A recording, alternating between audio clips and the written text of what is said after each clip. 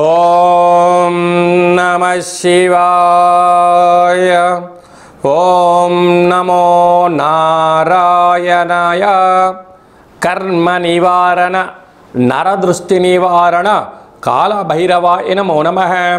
నమో వ్రాతపతయే నమో గణపతయే నమో ప్రపదయే. నమస్తే అస్తు లంబోదరాయ ఏకదంతాయ విఘ్న వినాశినే శివసుతాయ వరదమూర్తయే నమో నమః. హరి ఓం. మా ఛానల్కి స్వాగతం. చూస్తున్న వీక్షకులకు ప్రేక్షకులకు ప్రియ కాల భైరవ భగవద్బంధులకి స్వాగతం పలుకుతూ మమ్మల్ని ఎంతగానో ఆదరిస్తూ ఉండబడినటువంటి ప్రియ సోదర సోదరీమణులకు అందరికీ కూడా ముందస్తుగా వినాయక చవితి పండగ శుభాకాంక్షలు. మనము వీలైనంత వరకు కలుషితం లేనటువంటి రంగులు లేనటువంటి సహజ సిద్ధమైనటువంటి వినాయక స్వామిని పూజ చేద్దాం. మనము రాబోయేటువంటి భావితరాలలో జలచరాశులు నీటిని మనము కాలుష్యం లేకుండా కాపాడుకోవడం మన అందరి బాధ్యతగా భావించగలగాలి. 1/9/2025 నుండి 15/9/2025 వరకు పుట్టినటువంటి వారందరికీ కూడా ముందస్తుగా జన్మదిన శుభాకాంక్షలు. గతంలో వివాహం చేసుకున్న వారికి వివాహ వార్షికోత్సవ శుభాకాంక్షలు. ద్వాదశ రాశుల్లో గ్రహ గమనాన్ని వీక్షింపచేద్దాం.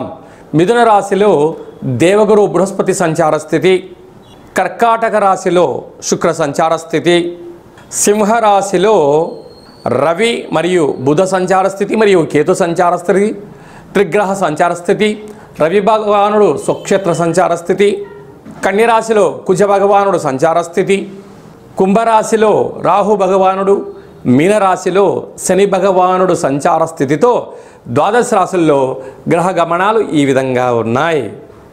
కుంభరాశి వారికి ఒకవైపు ఏలనాటి శని చివరార్థ సంచార స్థితి, గ్రహణం కూడా జరుగుతూ ఉంది. జాతకంలో ఒకవైపు అష్టమంలో కుజ సంచార స్థితి ఉంది. అనేక రకాల దోషాలు పొంచి ఉన్నాయి. ఇలాంటి కాల సమయంలో విఘ్నేశ్వర స్వామి వారికి ఎలాంటి నైవేద్యం పెట్టడం వలన దోషం తొలగిపోతుందో ఈ వీడియోలో సవివరంగా సంపూర్ణంగా తెలుసుకుందాం. కుంభరాశిలో ఏ నక్షత్రాలు వస్తాయి అనగా ధనిష్ఠా నక్షత్రంలోని 3వ పాదం, 4వ పాదం, శతభిష నక్షత్రంలోని 4 పాదాలు, పూర్వభాద్ర నక్షత్రంలోని 1, 2, 3 పాదాలు కలిపితే కుంభరాశి. రాశాధిపతి శని భగవానుడు. రాశిలోనే రాహు సంచార స్థితి ఉండడం, భాద్రపద మాస శుక్లపక్ష పూర్ణిమ తిథియందున శతభిష నక్షత్రంతో సంపూర్ణ చంద్రగ్రహణం రావడం చాలా దోషంగా భావించగలగాలి. ఏలనాటి శని చివరార్ధ సంచార స్థితి, అష్టమంలో కుజ సంచార స్థితి. అంటే ప్రస్తుత కాలమానంగా గ్రహాలు ముప్పేట దాడి చేస్తున్నాయని చెప్పి కుంభరాశి వారు బాగా గుర్తుపెట్టుకోగలగాలి. ఇలాంటి కాల సమయంలో విఘ్నేశ్వర స్వామి వారి యొక్క శరన్నవరాత్ర మహోత్సవ దీక్షలో పాల్గొనడం, చంద్రుణ్ణి చూడకపోవడం బాగా సంకల్పించుకోగలగాలి. చంద్రుని చూసారా ఇక మీకు ఉంటుందండి అన్న పరిస్థితి ఇక్కడ ఉంటుంది. కృష్ణ పరమాత్ముడే ఎన్ని అష్టకష్టాలు పడ్డాడో మనందరికీ తెలుసు. చేయని నిందకు మీరు ఆర్థిక నేరాలు, ఆర్థిక ఇబ్బందులు, శారీరకమైన ఇబ్బందులు, దీర్ఘకాలికమైన వ్యాధులు, యంత్రాలతో ఆయుధాలతో ప్రమాదాలు పొంచి ఉన్నాయి. తస్మాత్ జాగ్రత్త. ఇలాంటి కాల సమయంలో స్వామివారికి బెల్లం పాకంతో కూడుకున్న పదార్థాలను నైవేద్యంగా ఏర్పాటు చేయడం, వీలైతే పాలతో స్వామివారికి అభిషేకం చేసి పంచామృతాలను దానం చేయడం, విశేషంగా ఎర్రటి కుడుములను స్వామివారికి నైవేద్యంగా ఏర్పాటు చేయడం, స్వామివారికి పసుపు రంగు వస్త్రాన్ని అలంకరింపచేయడం వలన గ్రహదోషం తొలగుతూ ఐశ్వర్యానికి ఆనందానికి దగ్గర అవుతారని చెప్పి గమనించాలి. భాద్రపద మాసంలో అలాగనే సెప్టెంబర్ మాసంలో ముఖ్యమైనటువంటి పండగల గురించి క్లుప్తంగా సవివరంగా సంపూర్ణంగా తెలుసుకుందాం. మనకు సెప్టెంబర్ మాసం ప్రారంభం అయ్యేసరికే మనకు వినాయక నవరాత్రులు జరుగుతున్నాయి కనుక మనకు 6వ తారీఖున విఘ్నేశ్వర స్వామివారు శరన్నవరాత్ర మహోత్సవాలన్నీ కూడా ముగించుకొని గంగా తీరం వైపు స్వామివారు బయలుదేరుతూ ఉంటారు. కనుక వెళ్ళేటువంటి కాలక్రమంలో అందరము కూడా నిశ్శబ్దాలను ఎక్కువగా పాటిస్తూ శబ్దరహితమైనటువంటి జీవనాన్ని ముందుకెళ్తూ, ఎందుకంటే శబ్ద కాలుష్యం అనేది చాలా అధికమవుతుంది. వాటితో పాటి కోలాహలాలు సంపూర్ణమైనటువంటి శాంతి భద్రతలకు అనుకూలంగా ఉంటూ, స్వామివారిని ఏ ఆనందంగా అయితే మనము కూర్చోబెట్టామో ఆ గంగా తీరం దగ్గరికి వెళ్ళి పంపించి మళ్ళీ మనమందరం క్షేమంగా ఇంటికి చేరాలని చెప్పి కూడా మనసారా అందరం కోరుకుందాం. క్రమశిక్షణ అనేటువంటిది మన భారతదేశ సనాతన సాంప్రదాయము. ఒకానొక కాల సందర్భంలో బాలగంగాధర్ తిలక్ గారు మనము భారతీయులము ఒకే చోట కూర్చొని మనల్ని అందరినీ కలుపుకొని భారతదేశ స్వతంత్రం రావడానికి ఎలా మనకు స్వామివారు ఎలా ఆశీర్వదించారో రాబోయే కాలంలో కూడా ఎవరి జీవితాలలో కూడా అష్ట కష్టాలు లేకుండా అష్ట ఐశ్వర్యాలను ప్రసాదించాలని ప్రతి ఇంట, ప్రతి గ్రామాలలో, ప్రతి వాడలలో, ప్రతి దేశంలో మనం చేసేటువంటి విఘ్నేశ్వర స్వామి వారి యొక్క గంగా తీర ప్రయాణ శుభాకాంక్షలు. అందరూ క్షేమంగా ఉండాలి, అందులో మనమందరం ఉండాలని కూడా కోరుకుందాం. 7వ తారీఖున భాద్రపద మాస శుక్లపక్ష పూర్ణిమ, అందులో ఆదివారము. ఈ సంవత్సరం అధిపతి రవి భగవానుడు, ఆదివారము. అదే కాకుండా కూడా ఈ సంవత్సరంలో మొట్టమొదటిసారిగా వస్తూ ఉండబడినటువంటి చంద్రగ్రహణము, రాహుగ్రస్త చంద్రగ్రహణం జరుగుతుంది. కనుక వీలైనంత వరకు 7వ తారీఖు సాయంత్రం 4:30-5 గంటలకే ఆహారాన్ని సంపూర్ణంగా భోజనం చేసి వీలైతే ఉపవాసం చేయడము ఉత్తమోత్తంగా భావించగలగాలి. అలాగా 9:55 గ్రహణ ప్రారంభ కాలము, 2 గంటలకు మధ్యకాలము, 3:55 మోక్షకాలం ఉంది. కనుక గ్రహణము పట్టు స్నానము, విడుపు స్నానము వీలైతే చేయండి. వీలైనంత వరకు ఆధ్యాత్మికంగా ఉండే ప్రయత్నం చేయండి. వీలైనంత వరకు దైవనామస్మరణ, ఆధ్యాత్మిక చింతన చేయడం వలన చంద్రగ్రహణ దోషాలు తొలగిపోతాయి. ప్రధానంగా ఎవరికి దోషం అన్నట్లయితే రాశిలోనే గ్రహణం జరుగుతుంది కనుక కుంభరాశి వారికి ఆరోగ్యాలు, ప్రయాణాలు, ఆటంకాలు, ఇబ్బంది ఉంటాయని చెప్పి గమనించాలి.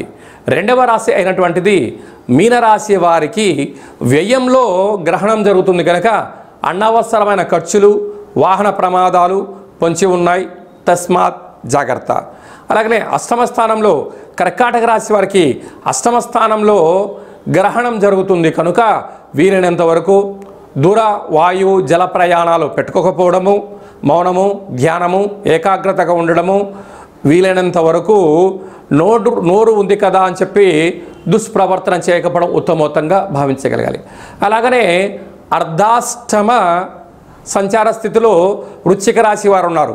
యంత్రాలతో, ఆయుధాలతో, ఫ్యాక్టరీలలో, కర్మాగారాల్లో, గృహాలలో అంటే ఇంటి పని చేసేటువంటి వారందరూ కూడా ఎంతో జాగ్రత్తగా ఉండాలని జ్యోతిర్విజ్ఞానం తెలియచేస్తుంది.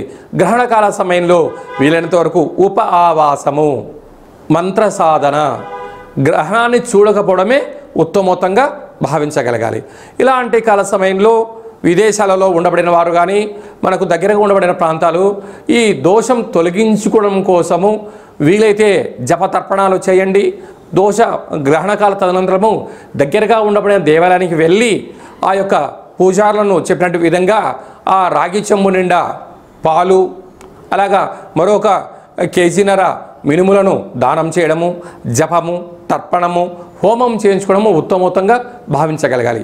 ఇదల్లా కుదరలేనటువంటి వారు ఈ కింది నెంబర్ సంప్రదించగలిగినట్లయితే మీ యొక్క గోత్రనామంతో పూజ చేయించి ఆ యొక్క జప ఫలములను మీకు అందజేయడం జరుగుతుందని చెప్పి కూడా గమనించగలగాలి. అదే కాకుండా ఈ సంపూర్ణమైనటువంటి దోషాలు ఎవరిపైన ఉండకుండా ఉండాలని కోరుకుంటూ అందరికీ ఐశ్వర్యాన్ని ప్రసాదించాలని కూడా ఆ యొక్క రాహు భగవాను, చంద్ర భగవాను కోరుకుందాం. 14/9/2025 భాద్రపద మాస బహుళ అష్టమి తిథి యందున మనకు భాద్రపద మాసం అనగానే పితృపక్షాలకు మనకు గుర్తు వస్తూ ఉంటుంది. అలాగా అష్ట కష్టాలు తొలగించడం కోసం ఆ రోజు వీలైనంత వరకు గతించట పెద్దవారి పేరు మీద స్మరణ చేసి కాకులకు, ఆవుకు ఆహారాన్ని, సాధువులకు అన్నదానాన్ని స్వయంపాక దానాన్ని చేసినట్లయితే గృహంలో ఉండబడిన అష్ట కష్టాలు తొలగిపోతాయని చెప్పి గమనించగలగాలి. కనుక ఈ సంవత్సరము మనము కాశీ క్షేత్రంలో ఇలాంటి క్రతువు కార్యక్రమాలను ఏర్పాటు చేస్తున్నాము. అలాగనే గయా, అయోధ్య మనకు విశేషమైనటువంటి ఎక్కడైతే పిండ ప్రధాన కార్యక్రమాలు చేయాలో అన్ని ప్రాంతాలలో మనము ఈ కార్యక్రమం ఆచరింపచేస్తున్నాం. అంటే మన పెద్దవారు పాడ్యమి తిథి ఎందున పరమపదింపజేశారు అనుకుందాం. చైత్రమాసమో, వైశాఖ మాసమో, జ్యేష్ఠ మాసమో పాడ్యమి తిథి ఎందున వాళ్ళకు గుర్తుపెట్టుకొని స్వయంపాక దానము ఈ యొక్క కార్యక్రమాల పితృ కార్యక్రమం ఆచరింపచేయడము యోగదాయకం. ఏకాదశి రోజు కాలమయ్యారు, ఏకాదశి రోజు కార్యక్రమాలు ఆచరింపచేయడం. అలా కుదరలేనటువంటి వారందరూ కూడా అమావాస్య తిథి ఎందున ఈ పితృ కార్యక్రమాలు ఆచరింపచేయడం వలన వారి యొక్క వంశదేవతలు, కులదేవతలు, పితృదేవతలు ఆశీస్సు కలిగి వారికి వారి యొక్క అనువంశికానికి పుత్ర, పుత్రిక, పౌత్ర, రాజయోగ ఐశ్వర్యం కలుగుతుందని చెప్పి కూడా గమనించగలగాలి. అలాగే భూమండలానికే కైలాస క్షేత్రం అయినటువంటి మనకు విశేషమైనటువంటి కాశీ క్షేత్రంలో అలాగనే రావణ బ్రహ్మ గారు స్వయంగా తన యొక్క చేతులతో ఆత్మలింగాన్ని తీసుకొని వచ్చినటువంటి క్షేత్రంలో మనం ఇలాంటి పితృ కార్యక్రమాలను ఆచరింపచేయడం జరుగుతూ ఉంటుంది. అలాగా మనం ఆయా స్థలాలలో మనం పెట్టినట్లయితే విశేషమైన పుణ్య ఫలితం కలిగి కోటి జన్మల పుణ్య ఫలితం కలుగుతుందని చెప్పి కూడా గమనించాలి. ఈ విధంగా అందరికీ శుభం, జయం, లాభం కలగాలని కోరుకుంటూ ఆశీర్వచనం. ఓం శతమానం భవతి శతాయు పురుష సతేంద్రియ ఆయుష్యేవేంద్రియే ప్రతిష్టతి ధనం ధాన్యం బహుపుత్రలాభం శత సంవత్సరం దీర్ఘమాయు సర్వే జనా సుఖినో భవంతు లోకా సమస్తా సుఖినో భవంతు సర్వం విఘ్నేశ్వరార్పణమస్తు. హరి ఓం. ఈ వీడియో మీకు నచ్చినట్టయితే లైక్ చేయండి, షేర్ చేయండి, మా ఛానల్ని సబ్స్క్రైబ్ చేసుకోండి. ఆధ్యాత్మిక భక్తి సమాచారాన్ని అందరికన్నా ముందుగా మీరు తెలుసుకోవాలి అనుకుంటున్నట్లయితే ఈ యొక్క భక్తి సమాచారాన్ని భగవద్బంధులకు, మిత్రులకు, స్నేహితులకు చేరవేయండి. హిందూ ధర్మాన్ని కాపాడండి. మరొక చిన్న విషయం ఏమిటనగా, మీ వ్యక్తిగత జాతకం తెలుసుకోవాలి అనుకుంటున్నట్లయితే మీ యొక్క పేరు, పుట్టినటువంటి తేదీ, నెల, సంవత్సరం, సమయం రాసి మీరు పంపించగలిగినట్లయితే 100 సంవత్సరాల జాతకాన్ని రాసి పంపించి మీరు పుట్టినప్పుడు గ్రహ గమనాలు ఎలా ఉన్నాయి, మీరు ప్రస్తుత కాలమాన ప్రకారంగా గ్రహాలు ఎలా ఉన్నాయి, భవిష్యత్తులో ఎలా ఉండబోతున్నాయో తెలియజేయడం జరుగుతుందని కూడా గమనించగలగాలి. చాలామందికి డేటా బర్త్లు లేనటువంటి వారికి పేరు యొక్క మొదటి అక్షరాన్ని అనుసరిస్తూ రాశిని తెలియచేస్తూ రమణ శాస్త్రం ద్వారా అనగా గవళ ద్వారా భూత, భవిష్యత్, వర్తమానాన్ని తెలియజేయడం జరుగుతుంది. కనుక ఈ కింది నెంబర్ని సంప్రదించి అపాయింట్మెంట్ తీసుకొని సంప్రదించగలరు.